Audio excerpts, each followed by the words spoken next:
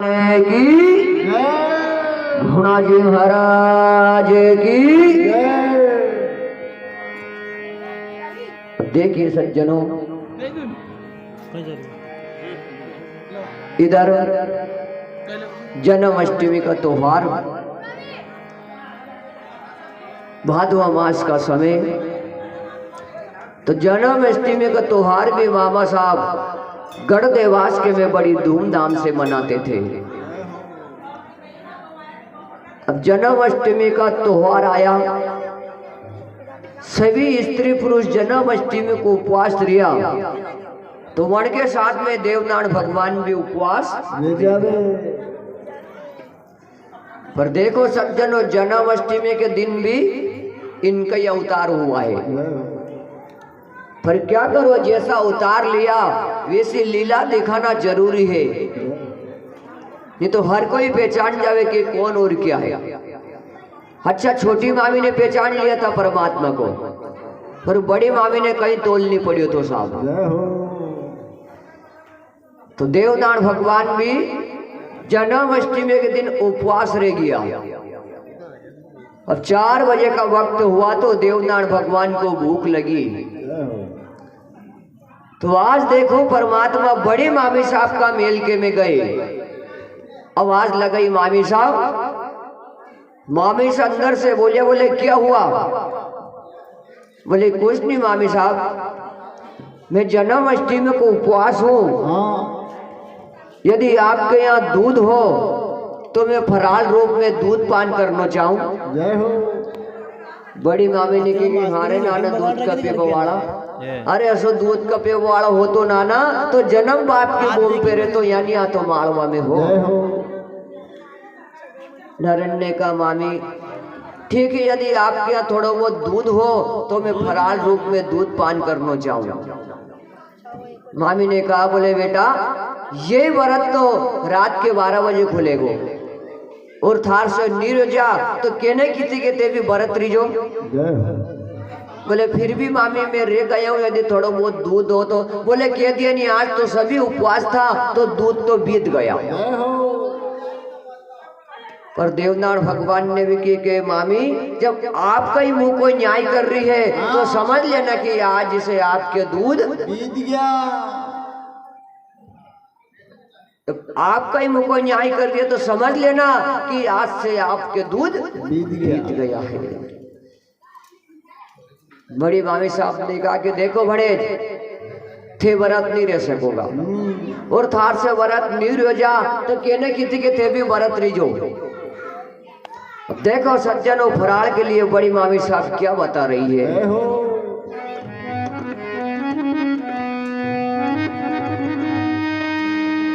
ए जिसी के धारी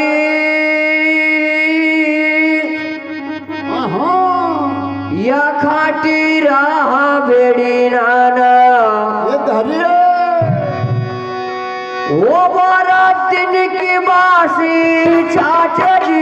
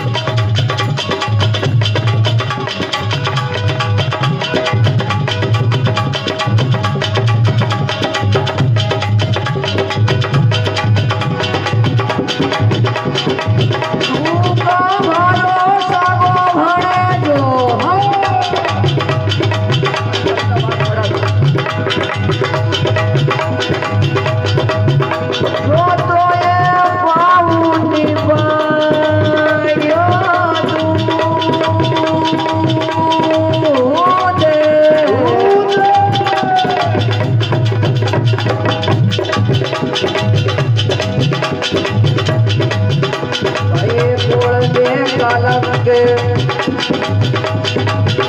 ये लगायो बेरण ने कण कण को लाई परायो भूत दादाजी ये लाई परायो भूत बेरण लाई परायो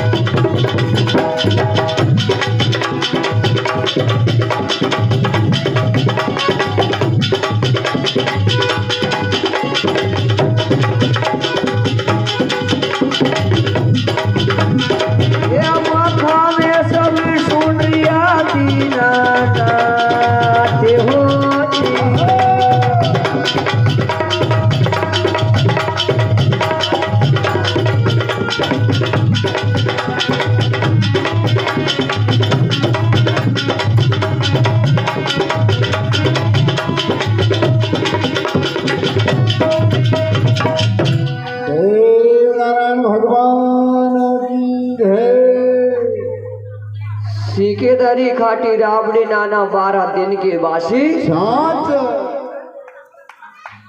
कले वो कर लो ते व्रत नहीं रह सकोगा।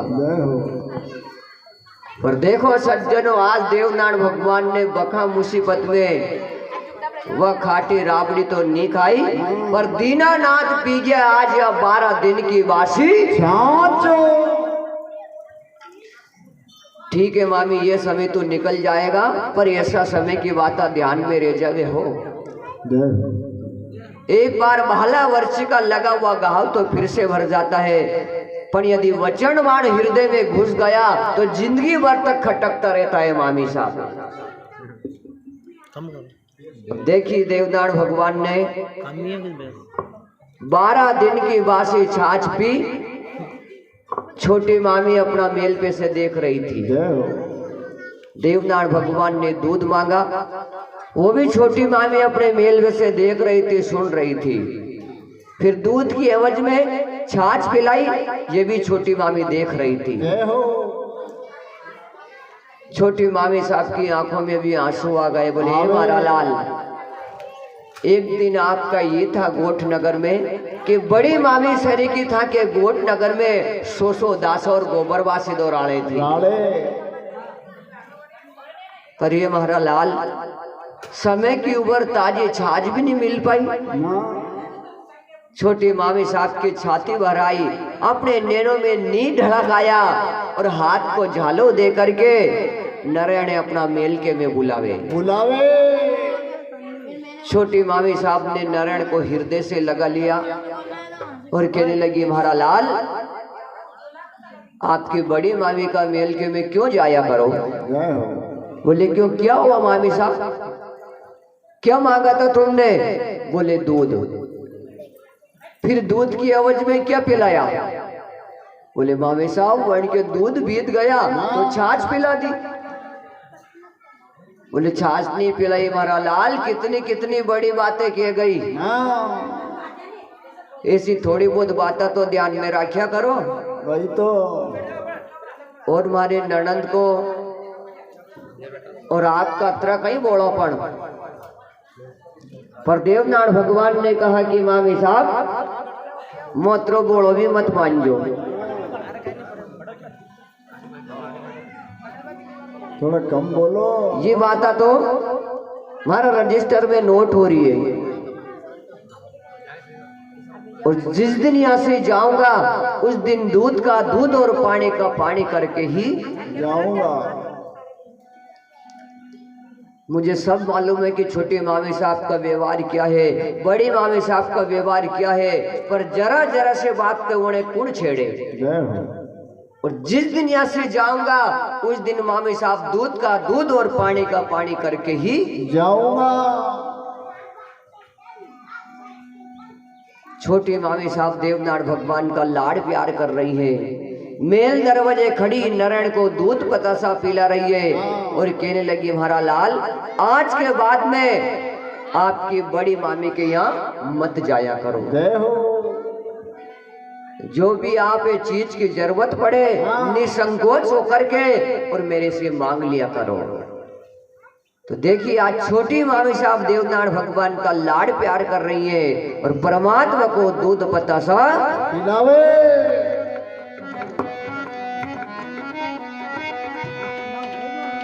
हे जी नारायण।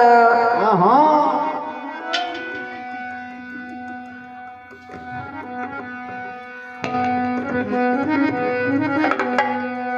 हे जी नारायण दूध पीवनी सरिया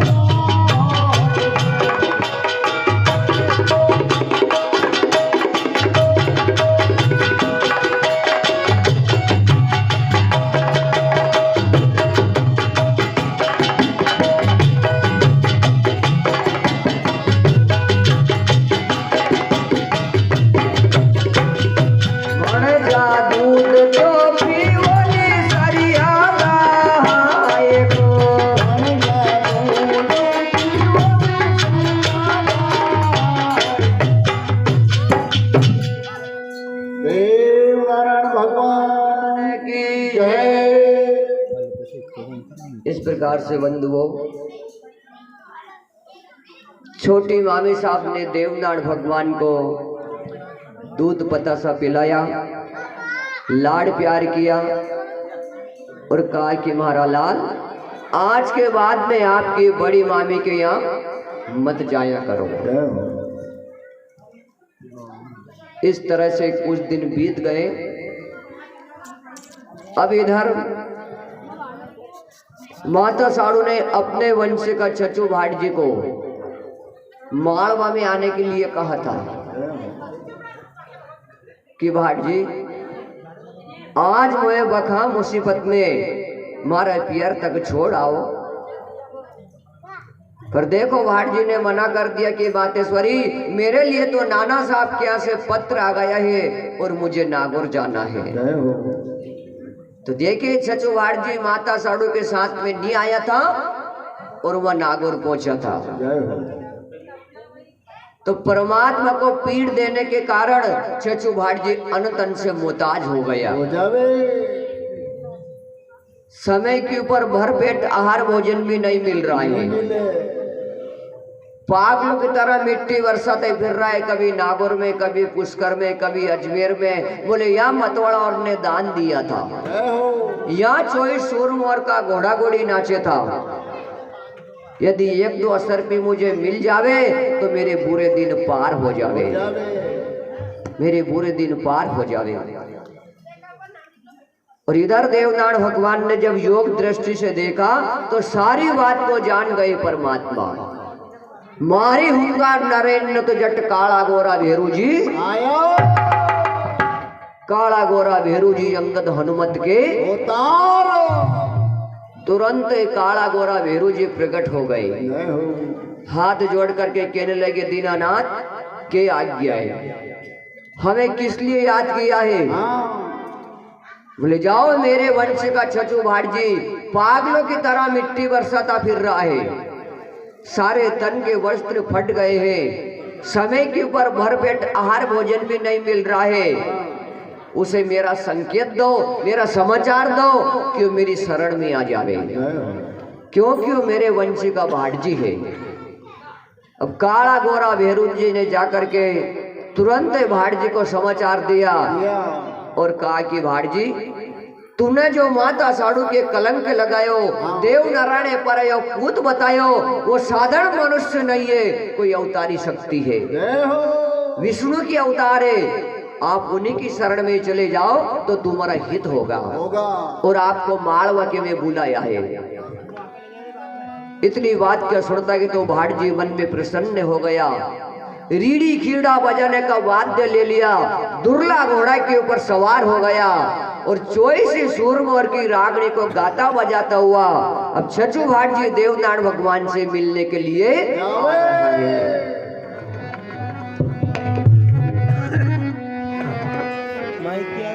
दुर्ला घोड़ा पे असवार भाट जी,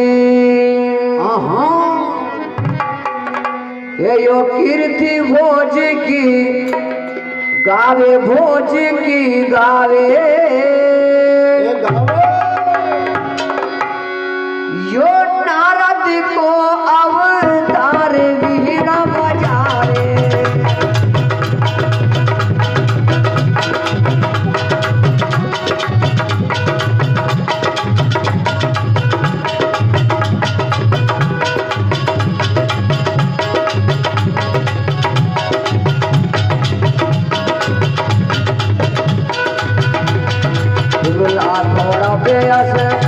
भाट जी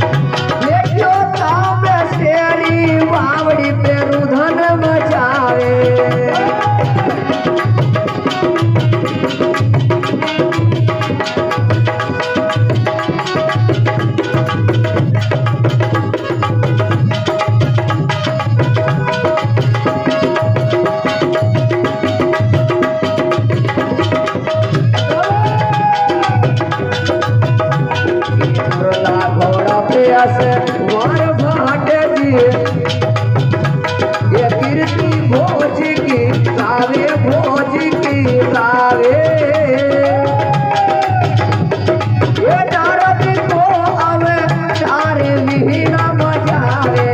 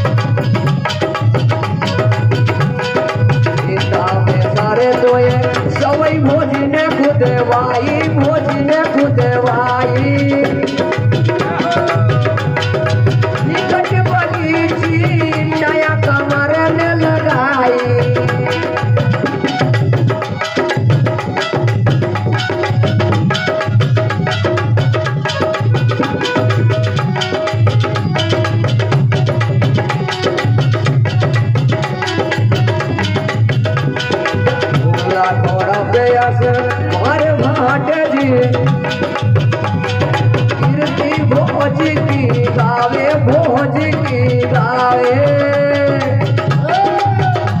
भक्तवंत को भाट देव ने मनावा जाए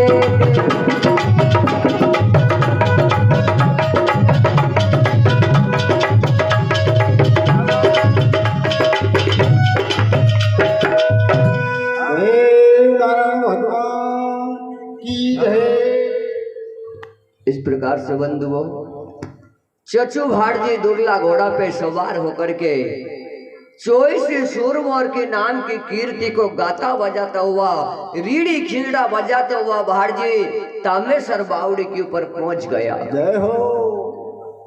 अब तामेसर बावड़ी देख करके तो चचू भाट जी सवई भोज महाराज की याद आ गई।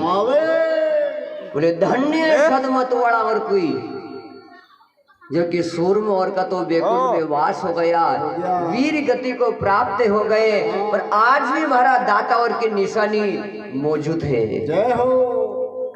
और सज्जनों नामी नाम को रोते हैं, उनसे धन से कोई मतलब नहीं है।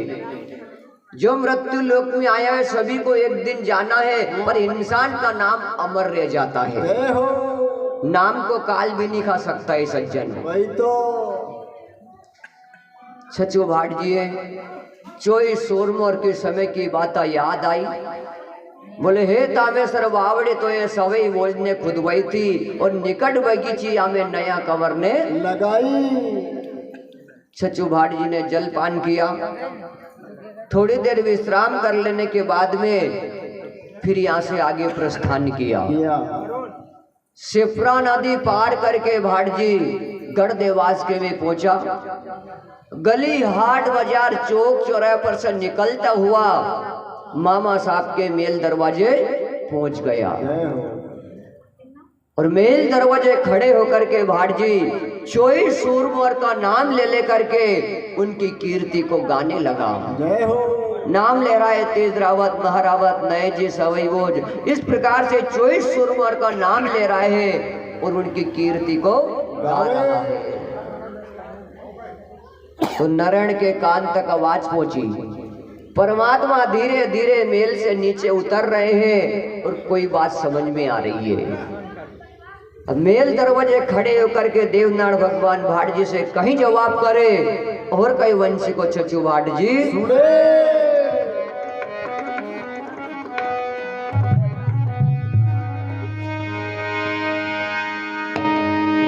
ये जीते कठा गाँव में बसो थे,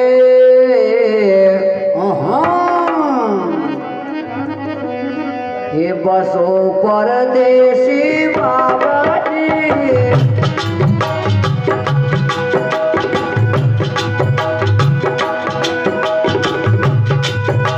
ये कठा गाँव में बसो थे, परदेसी बाबा जी।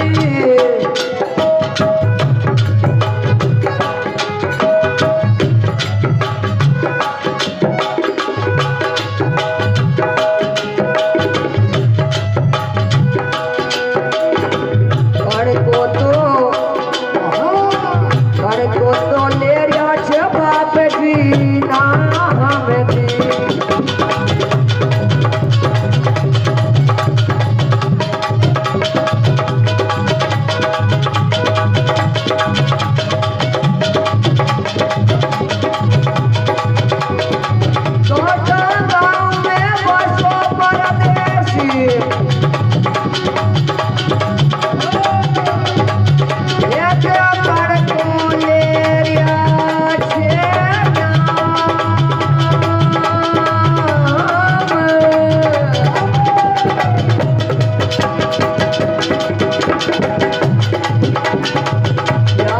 लागी